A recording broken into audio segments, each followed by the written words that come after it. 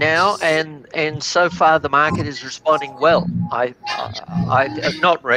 producers are responding well to the market, let's say, and so the industry is recovering from the ground that was lost to COVID, I guess is the way you'd say it now, because production really isn't up 6% overall, but it's certainly up 6% from where we were when things were down for COVID, let's say.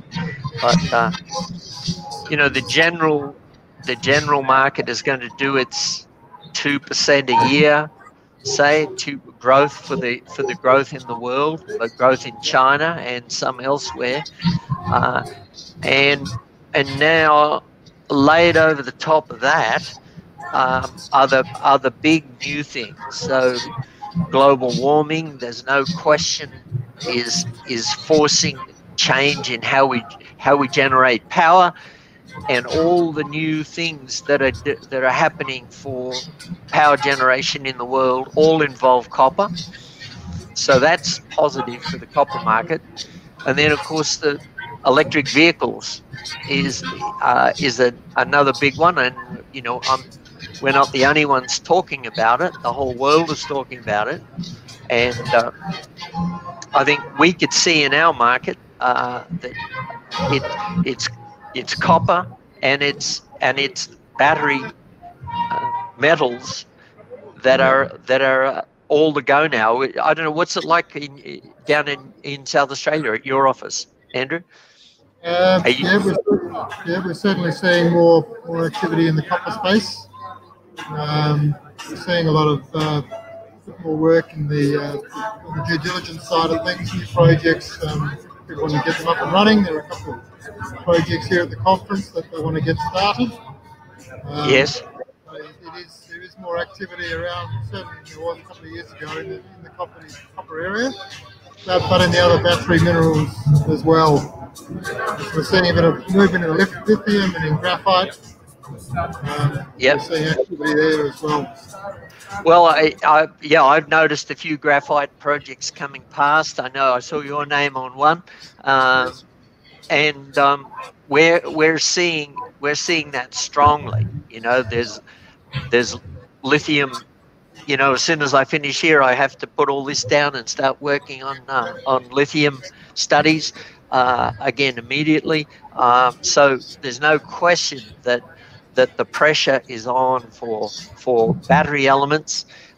So that's lithium, and it's also rare earths to go in the magnets, to go in the electric motors. It's working its way through the industry, and we're seeing it at the fundamental level as consultants to the producers. So this stuff is real, and I happen to I'm a huge advocate of what's going to happen to the copper business because of this. I think all of the question marks around copper are short term.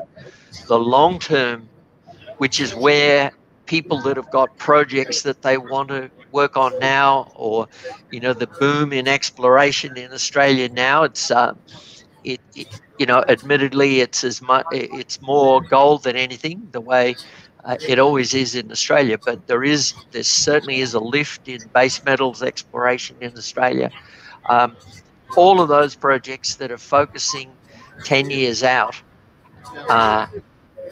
it's to me, there's no question that there's going to be demand, and that the world is going to be looking hard for copper, right, in that window of time. And so now's the time to be firing up projects, and now's the time to be doing the studies to get in on the action. Some of the producers here have got in at the right time. They've now, with the increase in price and demand for copper, has sort of de-risked their projects. They're up and running. Now they've got a much better price to work to. They're sitting pretty comfortably as well.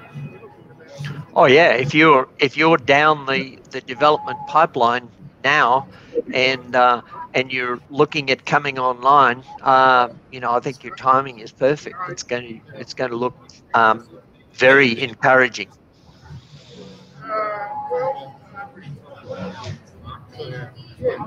So the future for copper, we're going to see the demand's going to stick around.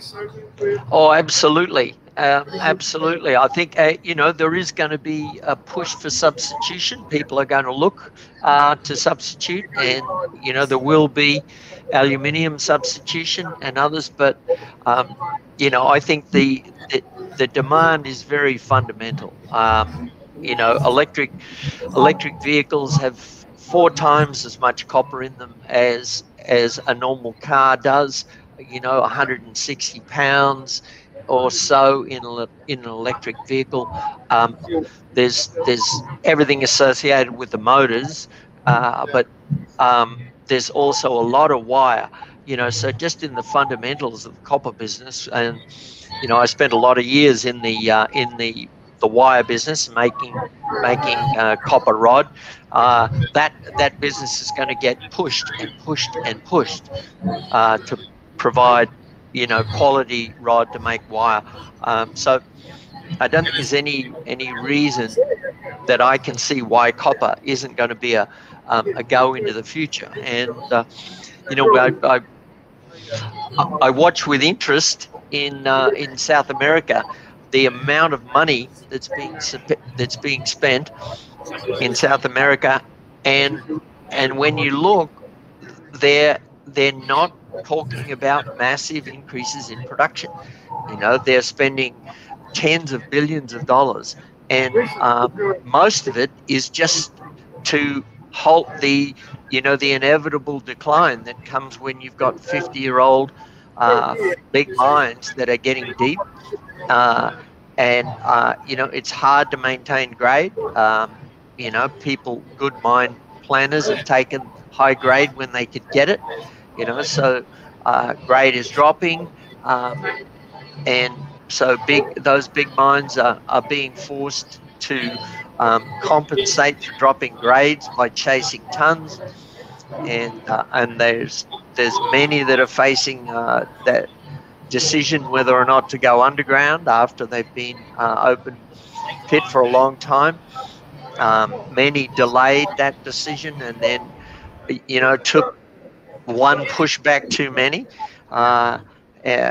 which affected their costs. So it's not plain sailing in the traditional places, I guess, is the bottom line of all of that. And it's good to see that people are digging in and fighting to maintain their production profiles.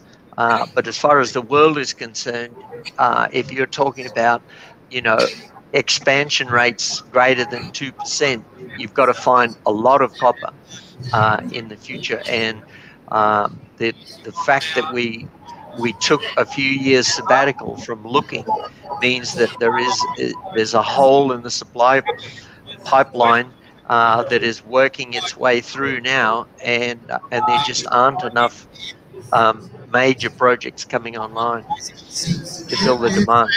Are you saying that projects that are coming online are new projects with the big established mining companies, or are we getting new clients coming in, new smaller companies? Well, there's a couple of big ones, but there's a few notable big ones that didn't get a go. Pebble didn't go, and people were sort of counting on that. Resolution in the US was meant to be big. They're still talking.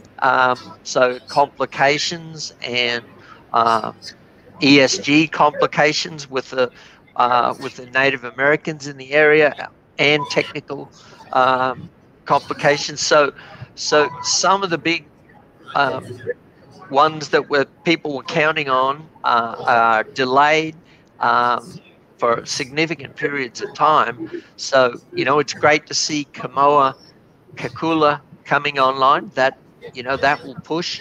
It's good to see Freeport coming in with their expansions, and there are major expansions in other places as well. But it's not enough. I don't believe it won't be enough. There's going to be more needed, and so the big ones that we're working on in Russia, they're coming a little bit further along down the line, so they're not immediately now, but their timing will be good later on, a few years later on. But there's nothing else huge, you know, that that we're waiting on. It's good to see the good results in Ecuador now. You know, I think it's obvious that there's going to be discoveries in that area, continuing, you know, in the trend direction north from Chile and Peru. Hello. Oh, hello. How's the conference? It's good. It's very good. Yeah, it's a bit stupid wearing a mask and walking around with your coffee. Yes, I'm enjoying not having a mask on, just watching you. Don't you even get a free pass when you've got a coffee in your hand? Can't you take it off while you've got a coffee? I said I had to sit down. So there you go. Oh, you can sit down, then you'll be all right. I can sit down now and chat to you. There you are. Hello. Hi, I'm Rob Cheshire. Hi, Rob. Nicole Galloway. Hello, Nicole. Where are you from? Thor Mining. Oh, okay. Very good. Very good. I was meant to be there with you. I've got my ticket in my pocket and I'm stuck in Brisbane. So apparently South Australians don't like Southeast Queenslanders anymore. We're not welcome. No, I don't think we do, actually. We don't like WA either. Yeah, well, it's a bit like the conference at the end of the year. We're just not sure what's going to happen with borders open, and it's just so hard to plan anything. And at what point, you know, what is our number that we call it off versus receive? It's hard to. I'm glad you went ahead. I mean, we've obviously, you know, we've done what we could here. You know, I was planning to be working in the booth with Andrew there, and I was looking forward to talking to people specifically about copper.